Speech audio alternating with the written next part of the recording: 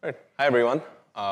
Welcome to the talk today. So I'll be talking about generative AI model data pre-training on Kubernetes.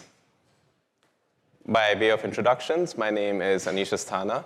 I'm an engineering manager with the OpenShift AI group at Red Hat. I've been working on cloud-native AI for the last 7 or so years. You'll notice that there's a picture of a second person on there, Alexei Reutemann. He couldn't make it here today. He is a senior technical staff member from IBM Research. He's part of the foundation model data engineering team. So really, they do all the interesting stuff. I'll be doing my best Alexei impression today, but again, I ask for your patience with any mistakes I may make explaining stuff. So for the agenda, first up, I'll be introducing what data processing workflows look like for model fine-tuning and training. Then I'll be covering scalability with KubeRay and reproducibility with Kubeflow Pipelines. Then we'll go through a very brief demo, followed by introduction of the Data Prep Kit project. So let's talk about data pre-processing workflows. The first step for any data processing workflow is the data. In our case, the data set was stored in Parquet format in arrow tables. With any large data set, the initial issue you're almost always going to run into is duplication or semi-duplication. As such, your first step will usually be either some sort of deduplication operation, whether that's exact deduplication or fuzzy deduplication. The next steps then include language identification. Is this English, Japanese, French? And then filtering. This is important because you may want to do data processing that is specific to a language. The next steps after that usually involve some sort of annotative transformers. An example of that is looking at your data set and identifying if there's any PII in there, any personally identifiable information. You really don't want that in your data sets. Another easy common example is identification of hate, profanity, that kind of stuff. You don't want that data used to train your models. Once all of these transformations are done, we'll then do some additional filtering and then tokenization. Now, the nice thing about these transformations is that they are embarrassingly parallel. What that means is that they each will be adding data into separate columns in your arrow table. The outcome of that is that you can run any of these steps in any order you want or parallel. If you're running them in parallel, you just have to merge your data together at the end, but you're done. Another form of parallelization is based on languages. Once you have identified what languages your data sets are, you can run through the same steps for each one, since the output will be very different based on French, English, Japanese, and so on.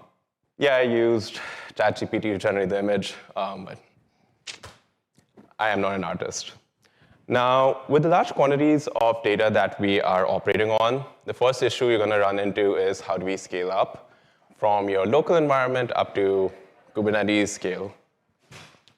The answer for that in our case was via Ray. Most of our processing steps are built on top of Ray to be able to scale up to tens of terabytes of text documents across different domains and different languages.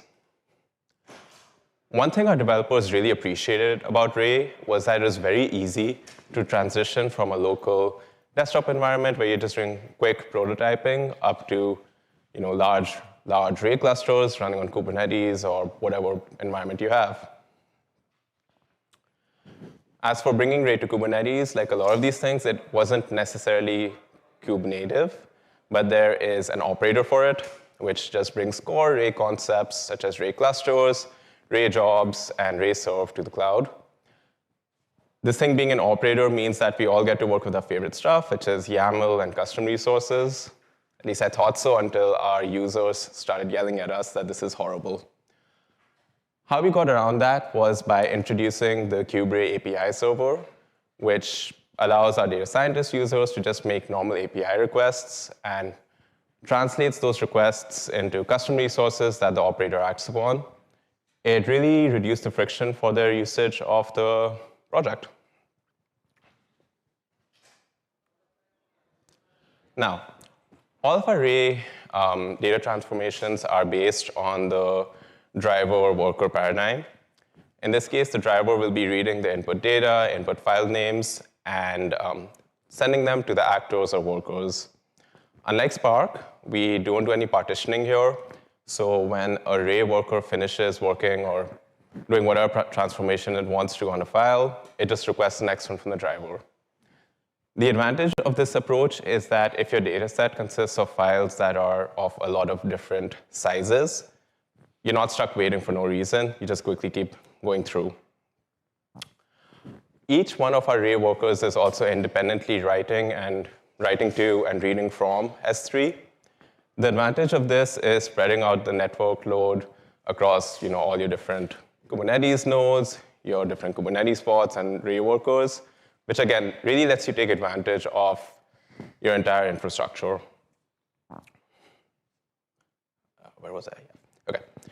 We also use separate array clusters for each data preprocessing step. What this allows us to do is we can create task-specific array cluster images. This way, we don't run into dependency resolution issues, and we can create images that are really specialized for whatever we're trying to do. One would think that introducing additional array clusters and spinning them up would add operating time, which is true. But since these tasks are running for hours or days, a few minutes for array cluster startup makes no difference. Finally, we also had to introduce a checkpoint and recovery system mechanism. With the amount of data we're running with and for how long we're running, something's going to go wrong at scale, whether it's your nodes failing, some network blip, something. And you really don't want to be in a situation where the last 24 hours of work just gets lost. So now that we've talked a little bit about how we're scaling up using Ray, let's talk about how we make these workloads, these ETL jobs, reproducible. We use the Kubeflow Pipelines project to orchestrate these long-running ETL jobs over time. Kubeflow Pipelines is a part of the Kubeflow project, and it's just focused on orchestrating really any sort of workload. For the most part, the user persona we care most about is data scientist or like data engineer, so they get a lot of use out of it. There's three main ways to write Kubeflow pipeline steps or components, as they're called. You can add simple decorators to your Python functions, and it's very quick to get started. If you want to do a little something more complicated, you can write containerized Python components, or if you have really specialized need, you can write completely custom components in any language, any operating system, whatever you want. Obviously, that requires a lot more input and not something most of our initial users do. Here, one thing, again, I want to draw attention to is the UI. I know it looks kind of simple, maybe, but it's a lot better than digging through logs in the command line. You can view your DAG, you can view the status of your pods, the inputs and outputs, how stuff's connecting together, logs, events, all of that kind of stuff. That makes the monitoring of these pipelines a lot easier and in just tracking the history of them over time. While we are on the topic of UIs, we also have a drag and drop editor for Kubeflow pipelines called Elira. What it does is, again, lets you drag your Python notebooks or your Python files together or connect them, set inputs and outputs, and sort of chain them together. It's not as flexible as working with the SDK, but it lets you get started very quickly. So to summarize some of the key benefits that our users saw from KFP, the first one was modularity. All of our workflows were broken down into smaller, reusable, shared components. This made it much easier for us to debug some of the large, complex pipelines because each small piece was much easier to understand. You could easily pinpoint where the issues are coming from. KFP also maintains a long-running history of all the job executions. So if I ran a data processing job 4 months ago and I'm curious what happened, I can go into that history, look through it, and even run it again if I want to. We talked a bit about visualization. it makes it much easier to monitor and understand how your pipelines are doing. And all of these came together to allow us to replace our data scientists with the operators for these. This way, our data scientists could focus on the novel problems that actually bring value for them, and our operators could do what they're good at. So that's a lot of generic terminology. Let's talk about a specific case. Each one of our data pre-processing steps are created as simple KFP pipelines. You'll begin with argument preparation, which is necessary since some of our arguments need to be processed at KFP runtime, not at compilation time. We will then deploy array cluster, start it, whatever you want to call it. In this case, we'll have arguments passed in to specify the size of the array cluster, how many worker nodes, what image we want, that kind of stuff.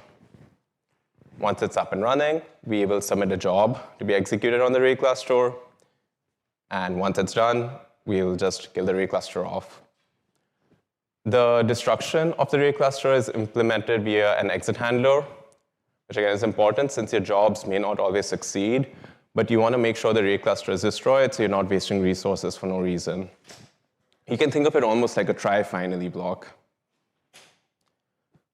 All three of these steps have been implemented as shared components, and all of our data pre-processing workflows use the same steps.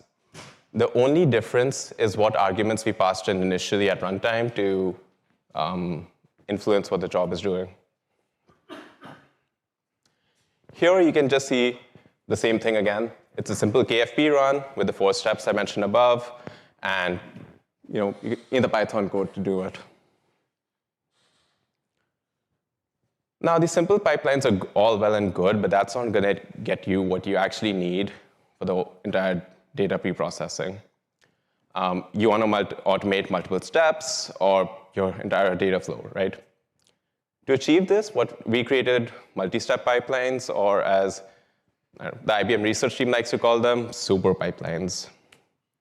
In this case, what you think of is you may have created lots of simple pipelines for things like deduplication, document identification, filtering, and you want to run them in sequence. We nest all of these simple pipelines into one larger pipeline. So, can you see the mouse there? No, you cannot. So you have your first step. Again, it's all the same steps we talked about previously, and you just run them either in sequence or in parallel as you need it.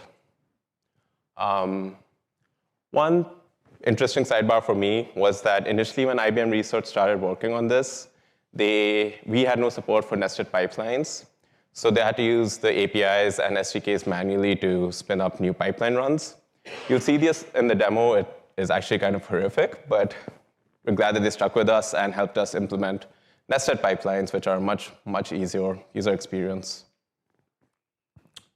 So next up is the demo. Really hoping the video works. OK. I guess I'll look back at the screen now. So here is an example super pipeline. You can see all the steps we talked about, like deduplication, language identification. And we're going to split it into 3 separate pipelines for English, Japanese, and French. Here you can see some of the simple pipelines we talked about with all the steps. And there's no runs in progress right now. What we're going to do now is kick off a pipeline run. And so create run. And here we're going to run it with all the default parameters because it doesn't actually matter too much for this demo. So while the run gets started, I'll be hopping over to the V2, KFP V2 UI, just to show you some differences in how it's presented. OK. So here you can see the same pipeline, but we don't have to go anywhere else to view details on any of the nested steps. You go in, and via a single pane of glass, you can see all the same details. This helps a lot with our users. You can also see some of the run history. And this is where we talked about rerunning previously executed pipelines. So here, this is all the pipelines we previously ran with. We can easily just start again, and we have no issues getting started. Now, I think we should just up here. So while this is running, Let's go ahead. I'm just going to hit refresh here, and you can see how for some of the underlying steps, new pipeline runs will be getting created. So here, we finished document identification. It starts deduplication, creates a new step. Once that's done, it goes to language identification, and that takes a little bit of time. But once that's completed, you'll see it split into the 3 separate trees. So now the pipeline starts running in parallel for English, Japanese, and French. We're not going to go into details on what each step is actually doing.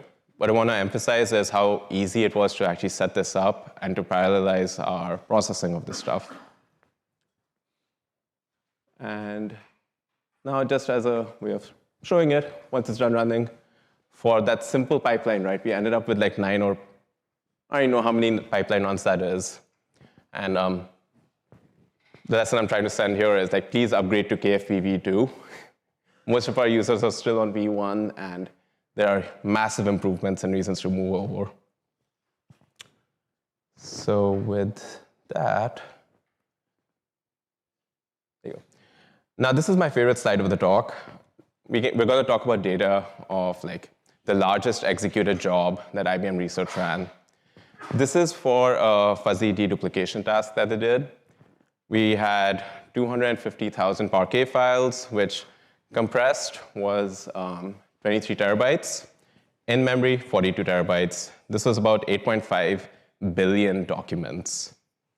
After running through the deduplication process, we ended up with 5.6 billion documents, so only about 14 terabytes of storage in memory, which is not in memory, in storage, which again, massive improvements. That's all well and good. What really impressed me was the Ray cluster they ran with. They had 7,500 CPU cores available and 56 terabytes of RAM. I do not want to think how much that cost them. The task also took them 40 hours to run, and checkpointing was actually very important for them as they went through this because of the massive scale and load that they were putting on their clusters. They used to have lots of failures, usually on the hardware or networking level.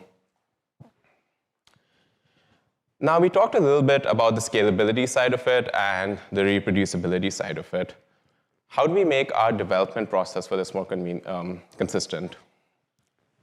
Initially, when IBM Research started working on the data processing for LLMs, each data scientist was independently creating their own stuff. They wrote their own Python scripts, which they ran either locally or remotely via Ray or Spark clusters that they had to set up themselves. They weren't always good at it, right? Like, infrastructure stuff's really hard. And a lot of times, like, they'd all be doing the same things, just in different ways. You don't need 6 different ways to spin up a Ray cluster. This is where IBM introduced the Data Prep Kit, or DPK, project. It's an open source framework for providing a consistent way to implement data processing. This removes the need for module developers to implement some of the really common things, right? So how do you access S3 storage consistently? How do you generate all the right metadata? How do you spin up your Ray clusters? What are things I need to care about when I'm creating a Ray cluster? I no longer need to have deep knowledge of these runtimes. This way, I can focus on like the business value or the exploratory stuff, which is where the innovation's actually happening. As I develop new techniques, new operations that we want to do and share, just package them up into the framework, and now other data scientists on my team can easily do it. Doing all of this really reduced the maintenance overhead as well, because when a step was failing, the entire team knew what you were using to do it. So there was less figuring out what someone else had done differently and like really diving into the issues. It's also fully integrated with Kubeflow Pipelines, which again makes it very easy to run these things when you have your environment set up right. DPK has been proven out in production with KubeRay and Kubeflow. It was used heavily by IBM to automate and scale up the data preprocessing for their Granite LLM models. A few months ago, DPK was also officially accepted by the LF, AI, and Data Foundation. So it's not just a project, right? Like it's in common governance. This picture is from the DPK article that was initially published last year.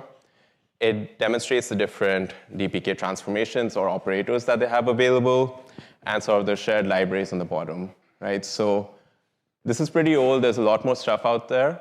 But one thing I also want to call out is that DPK isn't just for module tuning data preprocessing. You can also use it for your RAG use cases or other sort of data preprocessing use cases. So that's it for the presentation. Here's just some links to Kubeflow and Data Prep Kit. If you have any questions, I'm happy to talk in more detail. I won't promise I won't send you to my co-speaker, but happy to discuss stuff.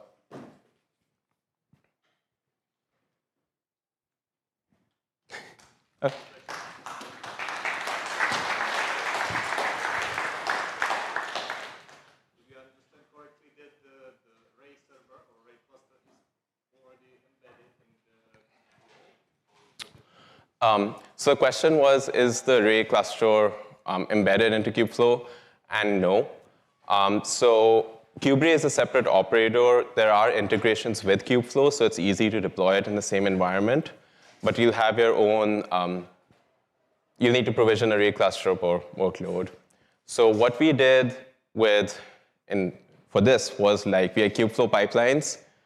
There's 3 or 4 things you have to do every single time to provision a new Ray cluster.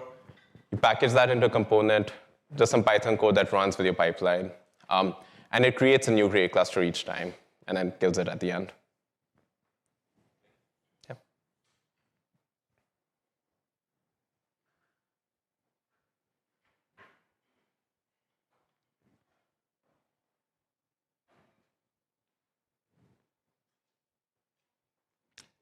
OK, well, I'll be hanging out around here. So if anyone has any questions, feel free to find me at any point. Thank you.